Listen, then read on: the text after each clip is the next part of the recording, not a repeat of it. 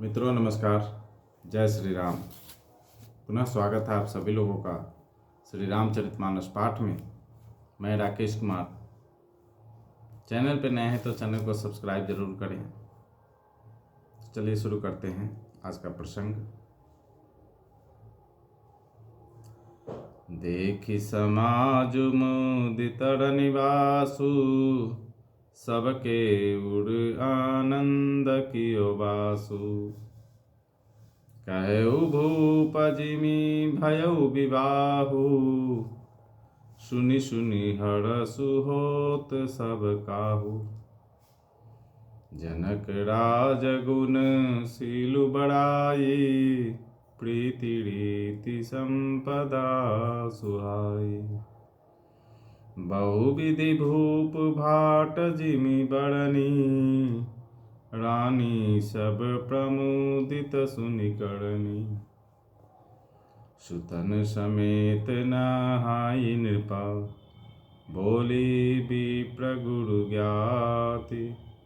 भोजन किन्ह अनेक विधि, घड़ी पंच गई राति।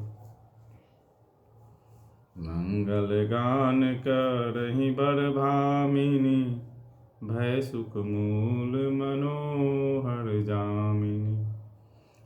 अचई पान सब काहू पाए, स्रग सुगंध भूषित छवि छाए। राम ही देखि रजाय सुपाई, निज निज भवन चले सिरनाई। प्रेम प्रमोद विनोद बड़ाई, समय समाज मनोहरताई। कही न सकहि सत सारद सेसु, वेद विरंचि महेश गणेशु। सो मैं कहूँ कवन विधि बरनी, भूमि नागु सिर धरई की धरनी। नृप सब भांति सबहि सन्मानी, कही मृदु बचन बोलाई रानी। बधुलरी कनि पर घर आई, राखहु नैन पलक की नाई। लड़िका श्रमित निद बसा, शयन करा बहु जाय। अस कहि गे विश्राम गृह, राम चरण चितुलाय। भूप बचन सुनि सहज सुहाए, जड़ित कनक मणि पलंग डसाए। सुभग सुरभि पै फेन समाना, कोमल कलित सुपेति नाना। उपबरहन बर बरनि न जाहि, स्रग सुगंध मणि मंदिर माही। रतन दीप सुठी चारु चंदोवा, कहत न बनई जान जेहि जोवा। सेज रुचिर रचि राम उठाए, प्रेम समेत पलंग पौढ़ाए। आज्ञा पुनि पुनि भाई न दिन्ही, निज निज सेज सैन तिन्ह किन्ही। देखि श्याम मृदु मंजुल गाता, कहि सप्रेम बचन सब माता। मारग जात भयावनि भारी, केहि विधि तात तारका मारी। घोर निशाचर बिकट भटा, समर गनहि नहीं काहू। मारे सहित सहाय किमि, खल मारीच सुबाहु।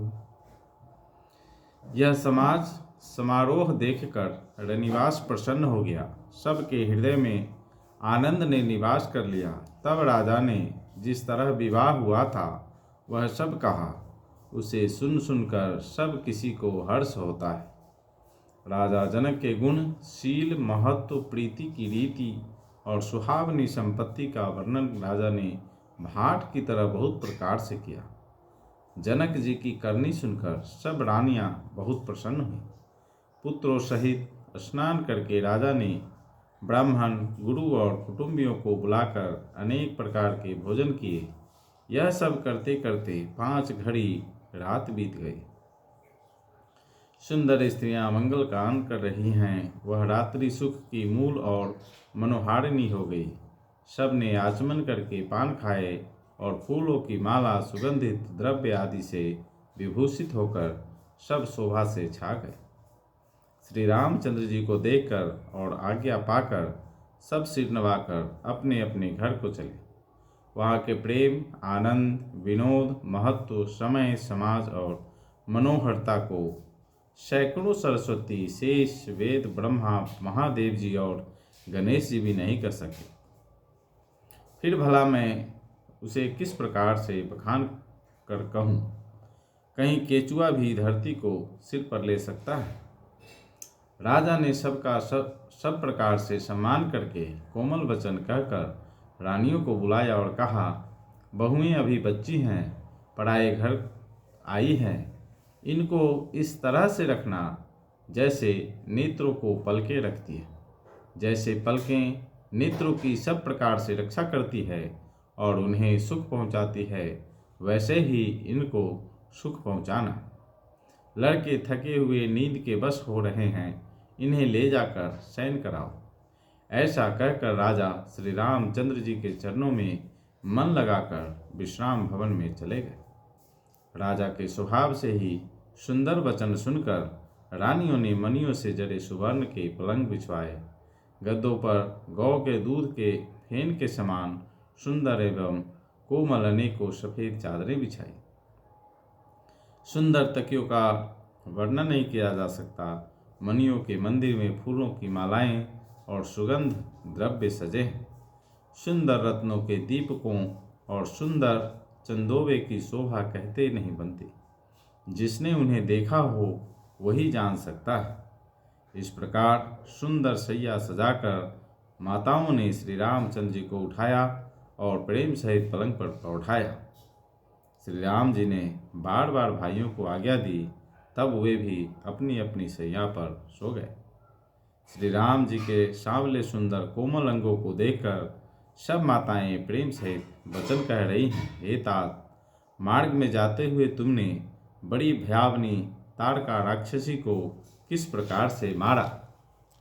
बड़े भयानक राक्षस जो विकट योद्धा थे और जो युद्ध में किसी को कुछ नहीं गिनते थे, उस दुष्ट मारीच और सुबाहु को सहाय को सहित तुमने कैसे मारा। तो मित्रों, आज के लिए इतना ही। प्रभु श्री राम, माता जानकी और श्री हनुमान जी की कृपा आप सभी के ऊपर बनी रहे। इसी मंगल कामना के साथ मिलते हैं कल फिर नए प्रसंग में।